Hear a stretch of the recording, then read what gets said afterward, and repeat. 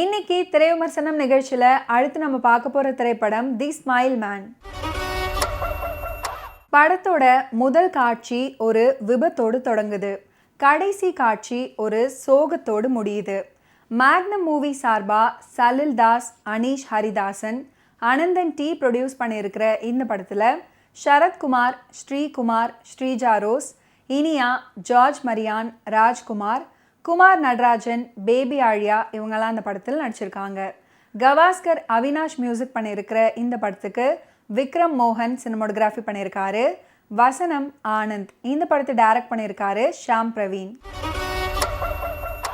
CID officer சிதம்பரம்ன்ற சரத்குமார். இவரோடு தொடர்பில் இருக்கிறவங்க தொடர்ந்து ஒரு சீரியல் கில்லரால் கொலை செய்யப்படுறாங்க.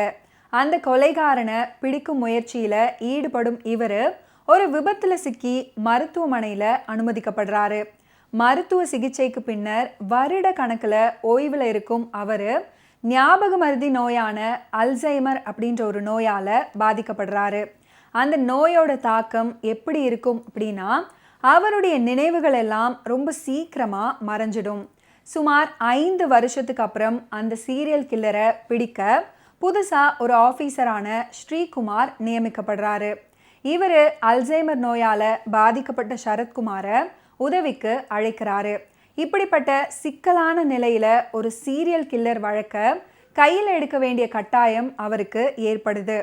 அதன் காரணமாக இவர் திரும்பவும் பணிக்கு திரும்புகிறாரு. சைக்கோ கொலைகாரன் என்று போலீஸ்காரர்களால் அழைக்கப்படும் நபர் தொடர்ந்து அவருடைய கைவரிசையை காட்டுகிறார். சிதம்பரத்துக்கும் இந்த கொலைகளில் தொடர்பு இருக்குமோ அப்படின்னு சிஐடியோட சந்தேக பார்வை அவர் மேலே விழுது. உண்மையில் இந்த ஸ்மைல் மேன் யார்? ஏன், எதற்காக இந்த சைக்கோ கொலைகள்?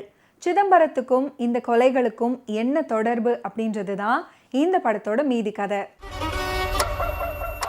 இந்த படத்தில் கதையும் கதாபாத்திரங்களும் கதையை நோக்கி விறுவிறுப்பாக நகர்ந்தாலும் ஒரு த்ரில்லர் படங்களுக்கு உரித்தான கிரிப்பிங்கான ஸ்லோ காட்சிகள் இருக்கிறது இந்த படத்துக்கு ப்ளஸ்ஸாகவே இருக்குது.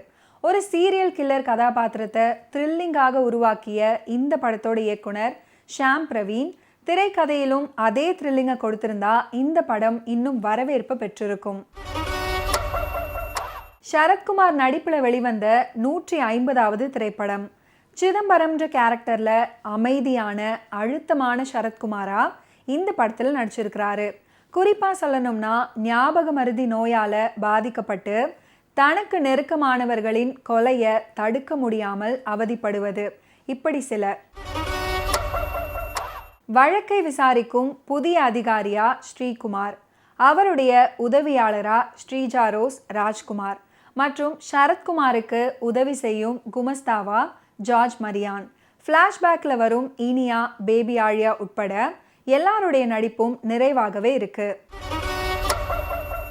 கோயம்புத்தூர் கதைக்களம், மர்டர் மற்றும் அது சம்பந்தப்பட்ட இரவு நேர காட்சிகளை சிறப்பாக காட்சிப்படுத்தியிருக்காரு இந்த படத்தோட சினிமோட்டோகிராஃபர் விக்ரம் மோகன் தன்னுடைய சினிமோட்டோகிராஃபியில்.